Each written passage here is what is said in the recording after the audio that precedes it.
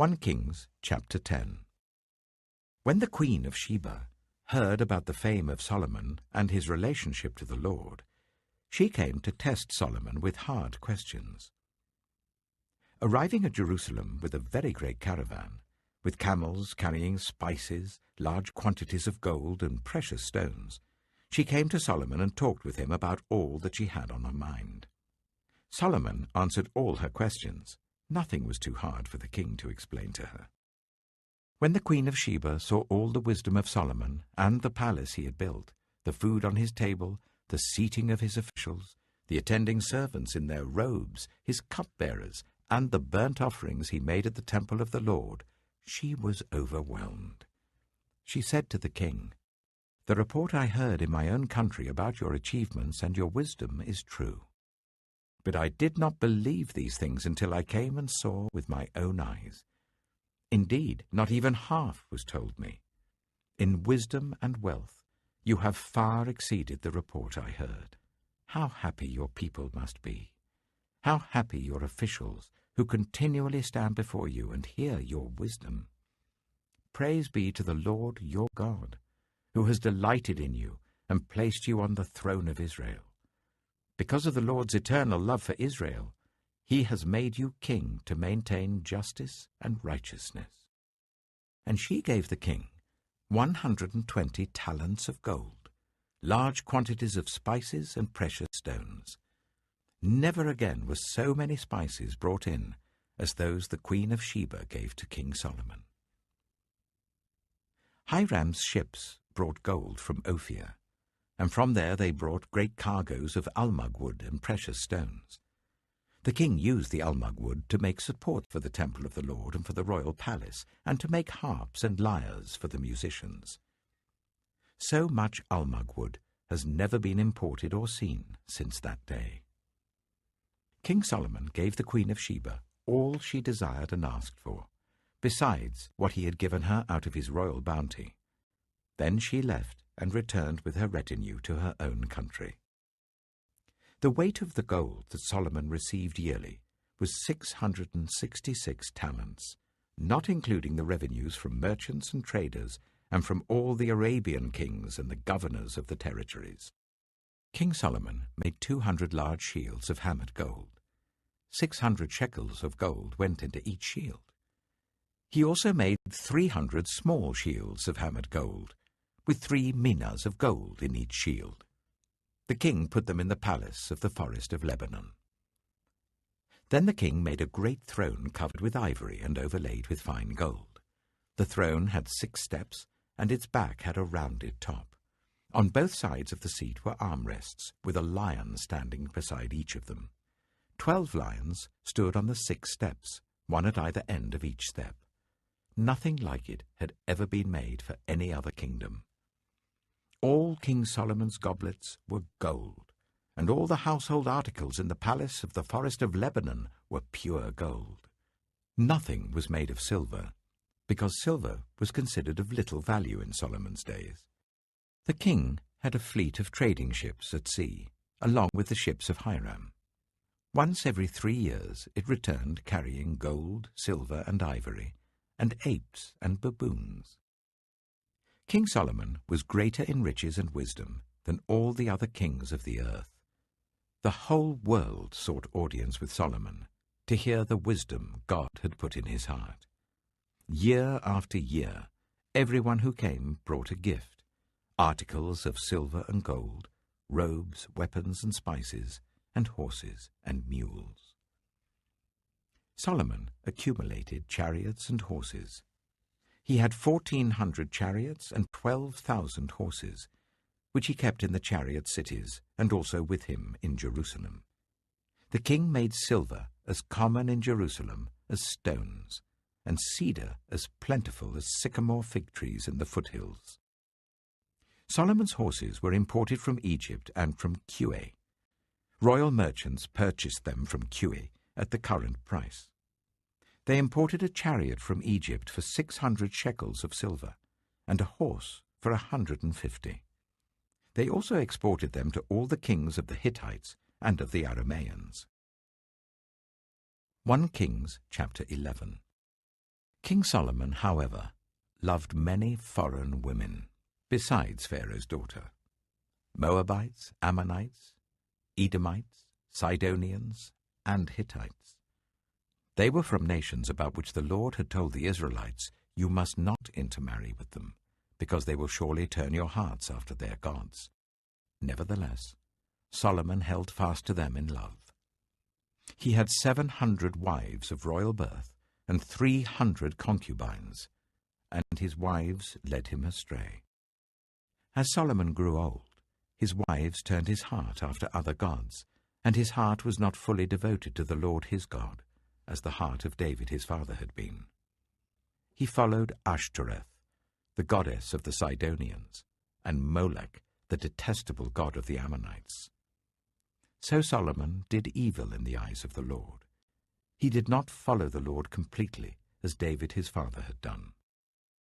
On a hill east of Jerusalem, Solomon built a high place for Chemosh, the detestable god of Moab, and for Molech, the detestable god of the Ammonites. He did the same for all his foreign wives, who burned incense and offered sacrifices to their gods. The Lord became angry with Solomon because his heart had turned away from the Lord, the God of Israel, who had appeared to him twice. Although he had forbidden Solomon to follow other gods, Solomon did not keep the Lord's command. So the Lord said to Solomon, "Since this is your attitude, and you have not kept my covenant and my decrees, which I commanded you, I will most certainly tear the kingdom away from you and give it to one of your subordinates. Nevertheless, for the sake of David your father, I will not do it during your lifetime. I will tear it out of the hand of your son. Yet I will not tear the whole kingdom from him, but will give him one tribe for the sake of David my servant, and for the sake of Jerusalem, which I have chosen." Then the Lord raised up against Solomon an adversary, Hadad the Edomite, from the royal line of Edom. Earlier, when David was fighting with Edom, Joab, the commander of the army, who had gone up to bury the dead, had struck down all the men in Edom. Joab and all the Israelites stayed there for 6 months, until they had destroyed all the men in Edom. But Hadad, still only a boy, fled to Egypt with some Edomite officials who had served his father. They set out from Midian and went to Paran. Then, taking people from Paran with them, they went to Egypt, to Pharaoh, king of Egypt, who gave Hadad a house and land and provided him with food. Pharaoh was so pleased with Hadad that he gave him a sister of his own wife, Queen Tahpenes, in marriage. The sister of Tahpenes bore him a son named Genubath, whom Tahpenes brought up in the royal palace. There Genubath lived with Pharaoh's own children.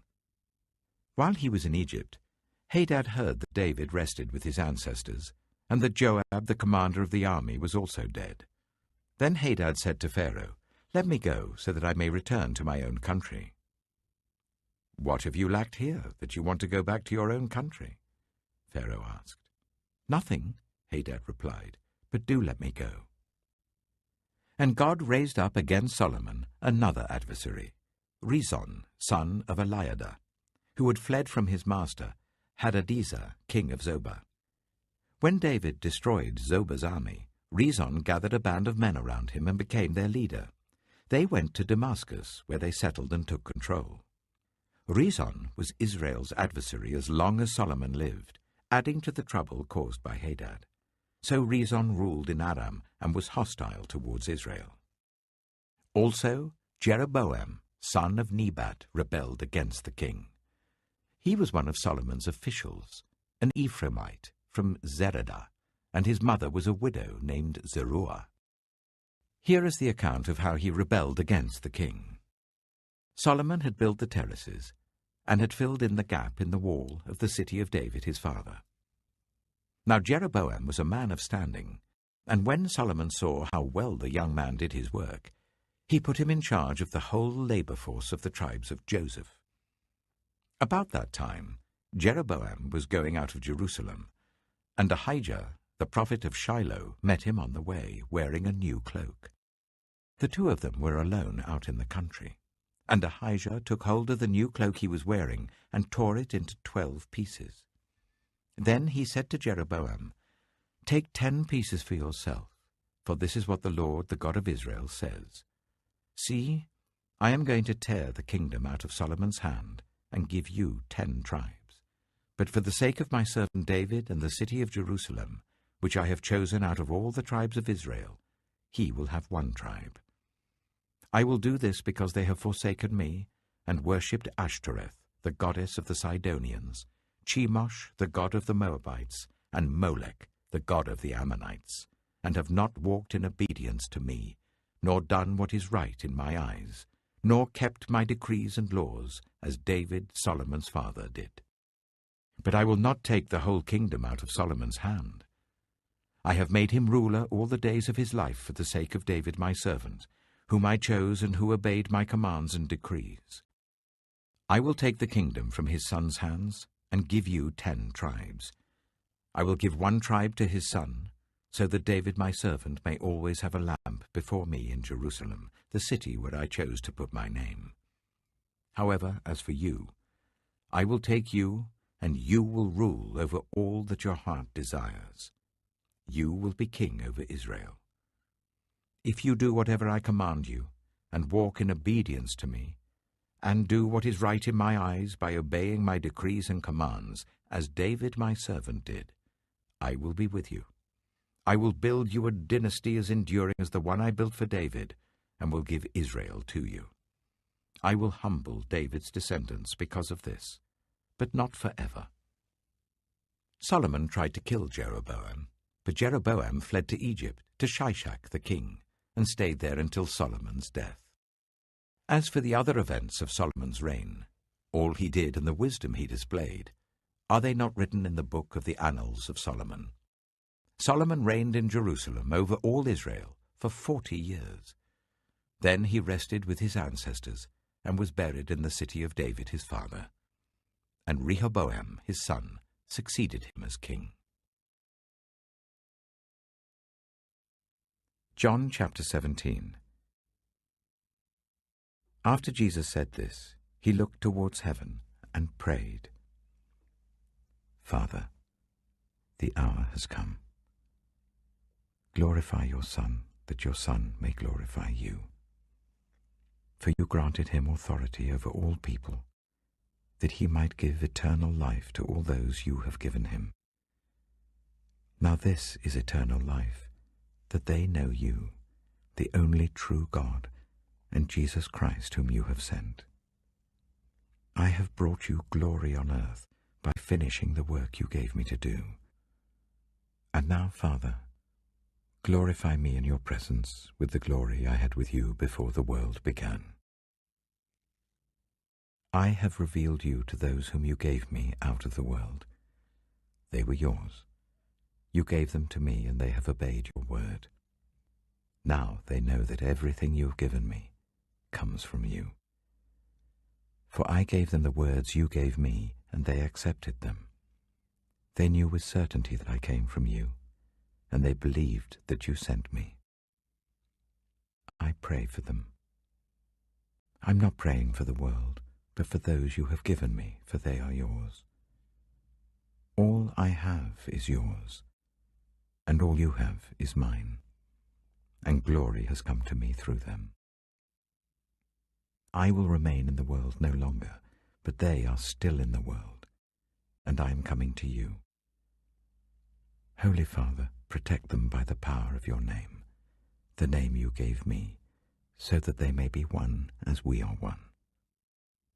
While I was with them, I protected them and kept them safe by that name you gave me. None has been lost, except the one doomed to destruction, so that Scripture would be fulfilled. I am coming to you now, but I say these things while I am still in the world, so that they may have the full measure of my joy within them. I have given them your word, and the world has hated them, for they are not of the world any more than I am of the world. My prayer is not that you take them out of the world, but that you protect them from the evil one. They are not of the world, even as I am not of it. Sanctify them by the truth. Your word is truth. As you sent me into the world, I have sent them into the world. For them I sanctify myself, that they too may be truly sanctified. My prayer is not for them alone. I pray also for those who will believe in me through their message, that all of them may be one, Father, just as you are in me and I am in you. May they also be in us, so that the world may believe that you have sent me. I have given them the glory that you gave me, that they may be one as we are one. I in them and you in me, so that they may be brought to complete unity. Then the world will know that you sent me and have loved them, even as you have loved me. Father, I want those you have given me to be with me where I am, and to see my glory, the glory you have given me, because you loved me before the creation of the world. Righteous Father, though the world does not know you, I know you, and they know that you have sent me. I have made you known to them and will continue to make you known, in order that the love you have for me may be in them, and that I myself may be in them. Psalm 119. Blessed are those whose ways are blameless, who walk according to the law of the Lord. Blessed are those who keep his statutes and seek him with all their heart. They do no wrong, but follow his ways. You have laid down precepts that are to be fully obeyed. Oh, that my ways were steadfast in obeying your decrees. Then I would not be put to shame when I consider all your commands. I will praise you with an upright heart as I learn your righteous laws. I will obey your decrees. Do not utterly forsake me. How can a young person stay on the path of purity? By living according to your word. I seek you with all my heart. Do not let me stray from your commands. I have hidden your word in my heart, that I might not sin against you. Praise be to you, Lord. Teach me your decrees. With my lips I recount all the laws that come from your mouth. I rejoice in following your statutes, as one rejoices in great riches. I meditate on your precepts and consider your ways. I delight in your decrees. I will not neglect your word. Be good to your servant while I live, that I may obey your word.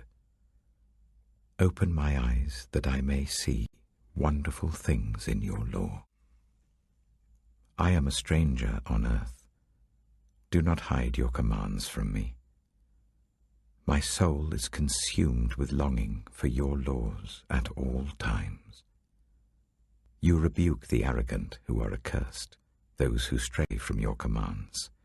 Remove from me their scorn and contempt, for I keep your statutes. Though rulers sit together and slander me, your servant will meditate on your decrees. Your statutes are my delight. They are my counselors. I am laid low in the dust. Preserve my life according to your word. I gave an account of my ways, and you answered me. Teach me your decrees. Cause me to understand the way of your precepts, that I may meditate on your wonderful deeds. My soul is weary with sorrow. Strengthen me according to your word. Keep me from deceitful ways. Be gracious to me, and teach me your law. I have chosen the way of faithfulness. I have set my heart on your laws. I hold fast to your statutes, Lord. Do not let me be put to shame. I run in the path of your commands, for you have broadened my understanding. Teach me, Lord, the way of your decrees, that I may follow it to the end. Give me understanding, so that I may keep your law and obey it with all my heart. Direct me in the path of your commands, for there I find delight. Turn my heart toward your statutes, and not toward selfish gain. Turn my eyes away from worthless things. Preserve my life according to your word. Fulfill your promise to your servant, so that you may be feared. Take away the disgrace I dread, for your laws are good. How I long for your precepts. In your righteousness preserve my life. May your unfailing love come to me, Lord, your salvation according to your promise. Then I can answer anyone who taunts me, for I trust in your word. Never take your word of truth from my mouth, for I have put my hope in your laws. I will always obey your law forever and ever. I will walk about in freedom, for I have sought out your precepts. I will speak of your statutes before kings, and will not be put to shame. For I delight in your commands, because I love them. I reach out for your commands, which I love, that I may meditate on your decrees. Remember your word to your servant, for you have given me hope. My comfort in my suffering is this: your promise preserves my life. The arrogant mock me unmercifully, but I do not turn from your law. I remember, Lord, your ancient laws, and I find comfort in them.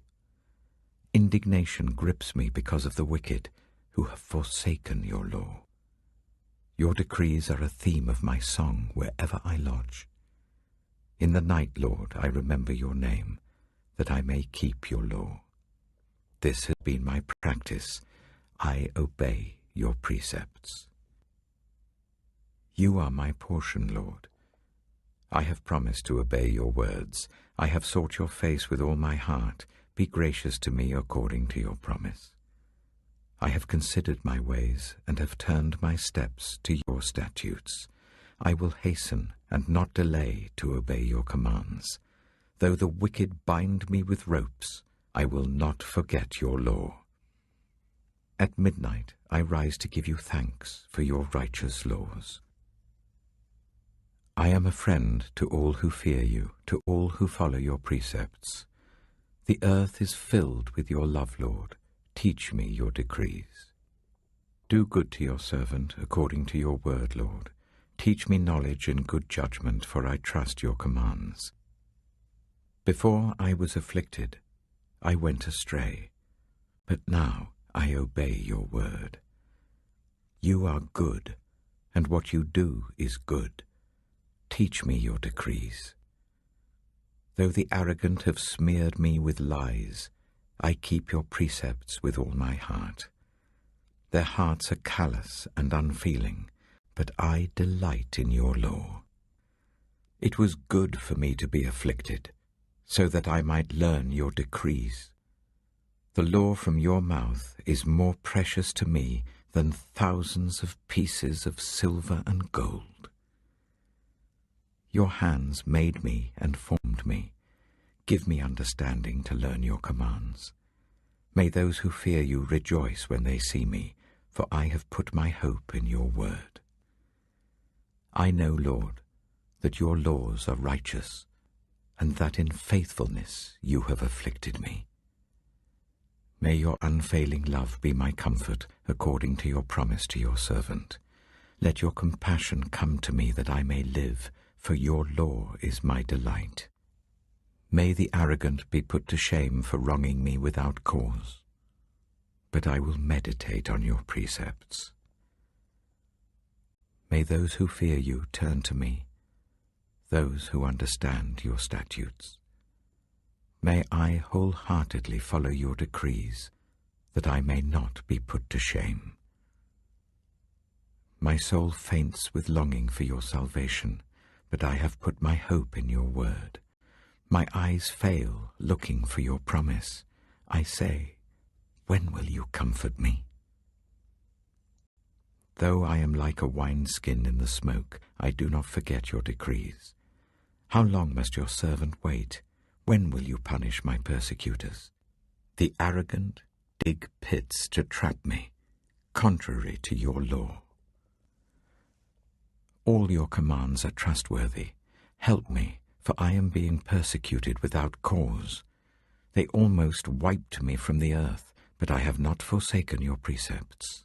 In your unfailing love, preserve my life, that I may obey the statutes of your mouth. Your word, Lord, is eternal. It stands firm in the heavens. Your faithfulness continues through all generations. You established the earth, and it endures. Your laws endure to this day, for all things serve you. If your law had not been my delight, I would have perished in my affliction. I will never forget your precepts, for by them you have preserved my life. Save me, for I am yours. I have sought out your precepts. The wicked are waiting to destroy me, but I will ponder your statutes. To all perfection I see a limit, but your commands are boundless. Oh, how I love your law! I meditate on it all day long. Your commands are always with me and make me wiser than my enemies. I have more insight than all my teachers, for I meditate on your statutes. I have more understanding than the elders, for I obey your precepts. I have kept my feet from every evil path, so that I might obey your word. I have not departed from your laws, for you yourself have taught me. How sweet are your words to my taste, sweeter than honey to my mouth. I gain understanding from your precepts. Therefore I hate every wrong path. Your word is a lamp for my feet, a light on my path. I have taken an oath and confirmed it, that I will follow your righteous laws. I have suffered much. Preserve my life, Lord, according to your word. Accept, Lord, the willing praise of my mouth, and teach me your laws. Though I constantly take my life in my hands, I will not forget your law. The wicked have set a snare for me, but I have not strayed from your precepts. Your statutes are my heritage forever. They are the joy of my heart. My heart is set on keeping your decrees to the very end. I hate double-minded people, but I love your law. You are my refuge and my shield.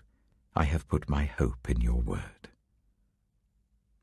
Away from me, you evildoers, that I may keep the commands of my God.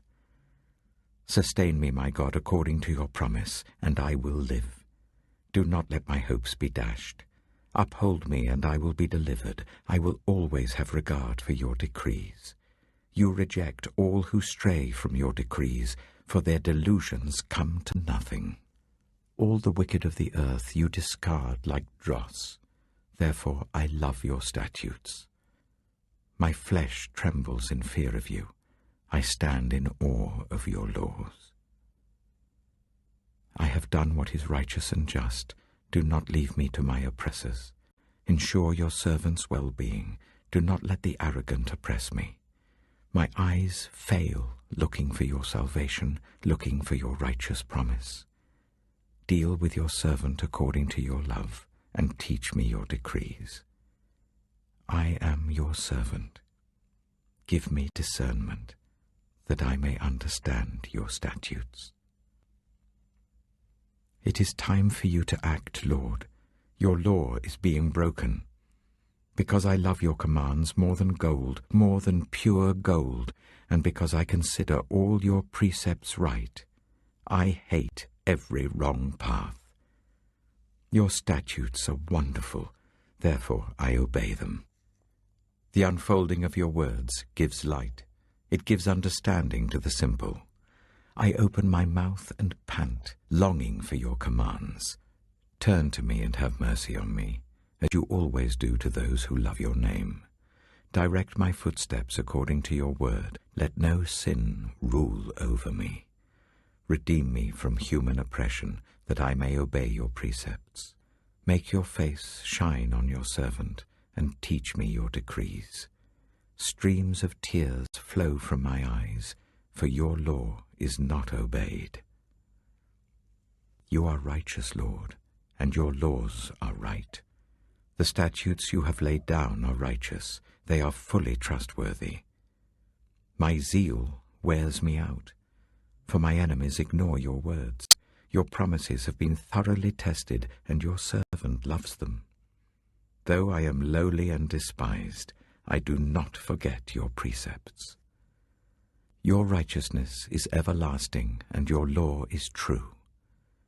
Trouble and distress have come upon me, but your commands give me delight. Your statutes are always righteous.